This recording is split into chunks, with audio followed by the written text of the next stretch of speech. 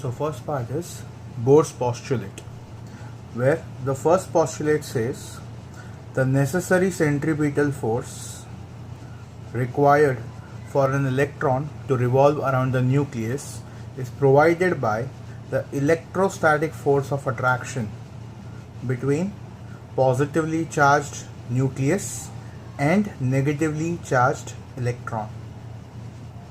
So we have mv square by r, which is the centripetal force, is equal to 1 upon 4 pi epsilon naught ze square by r square. Please remember, z is the atomic number. In case of hydrogen, z will be 1, which was given by Bohr in actual terms, but in this chapter we can use it for any atom where only one electron is present in that atom. So basically this formula and all the formulas I'm going to give forward is going to be applicable for all the atoms which are having uni-electron. So basically uni-electron species. Okay. The second postulate says electron can revolve in certain specific orbits where the angular momentum of the electron is integral multiple of h by 2 pi. So nh by 2 pi, where n has to be an integer. The third and the last postulate is the electron emits energy only when it jumps from higher energy level to lower energy level, and the amount of energy which is emitted is equal to the difference between the energy levels. That means if the electron jump from nth orbit to pth orbit, the difference in the energy of those orbits is nothing but the amount of energy which is emitted. So I have to say n is greater than p. So these are the three most important Bohr's postulate from which other formulas are derived. So the next formula is of the radius of nth orbit for any atom, which is given by n square by z into epsilon naught h square upon pi me square, where entire terms are included in this bracket are constants, which you calculate, you get n square by z into 0.53 angstrom. Similarly, the velocity of electron in nth orbit for atom having atomic number z is z by n into e square upon 2 epsilon naught h, where you calculate the constant, you get z by n into 2.16 into 10 raised to 6 meter per second. So the next is frequency, which is z square by n cube into me raised to 4 upon 4 epsilon naught square h cube, which you calculate for the constants, you get z square by n cube into 6.6 into 10 raised to 15 hertz. Similarly, we can have centripetal acceleration, which can be written as v square by r for a short form, and v formula we know, r formula we know. So if we calculate that, we can get the equation of that also. Similarly, there can be multiple equations which can be formed and which they can ask you in any exam,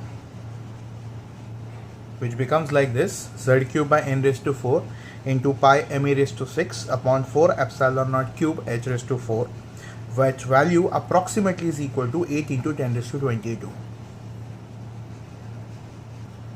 Now, the total energy of electron in nth orbit is given by En is equal to minus z square by n square into me raised to 4 upon 8 epsilon naught square h square. Now if you calculate this constant, you get z square by n square into minus 13.6 electron volt. Now there is also a relation between kinetic energy, potential energy, total energy and binding energy, which can be written as kinetic energy is negative potential energy by 2, which is equal to negative of total energy, which is equal to binding energy. This relation is very useful when you want to find the value of kinetic energy or potential energy or binding energy and you have been given with the total energy, or vice versa. Now there is also a formula called as Rydberg's constant,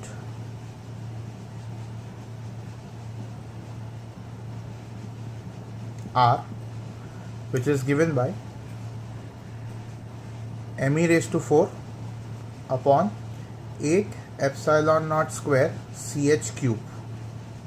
Yes, this value for this is 1.097 into 10 raised to 7 meter inverse.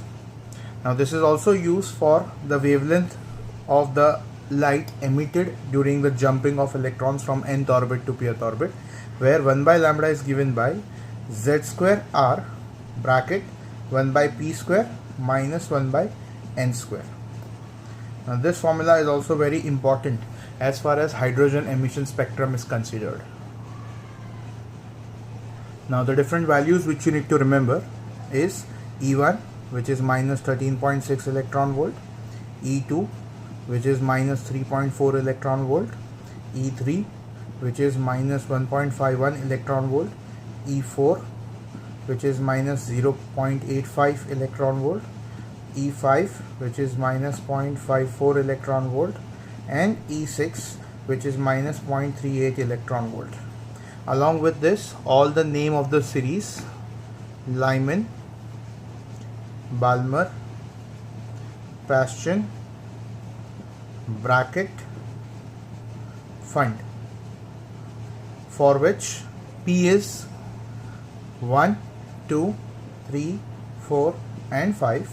That means the electron will jump from any orbit, but it will land on first for Lyman, land on second for Balmer, land on third for Paschen, land on fourth for Brackett, and land on fifth for Pfund series. So n value can be anything from 2 to infinity for Lyman, 3 to infinity for Balmer, 4 to infinity for Paschen, 5 to infinity for Brackett, and 6 to infinity for Pfund. Now when the electron jump from higher energy level to lower energy level, you can also be asked as number of spectral lines, which I write it as capital N. That can be written as n minus p plus 1 into n minus p upon 2, which is nothing but the summation of all the lines which will be in hydrogen emission spectrum. Now here, if nothing is mentioned about p, we take p as 1. And if you take p as 1, this formula becomes n into n minus 1 by 2. For de Broglie hypothesis now, we know that the lambda, the de Broglie wavelength, is associated with wave having matter having momentum. So lambda is h by p.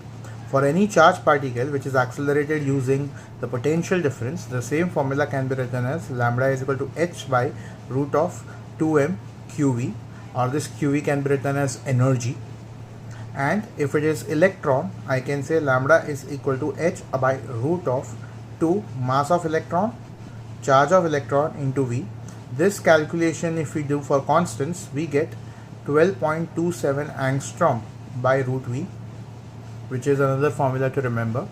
At the same time, if I consider an orbit where the electron is revolving, which have a matter wave, something like this, which forms a stationary loop.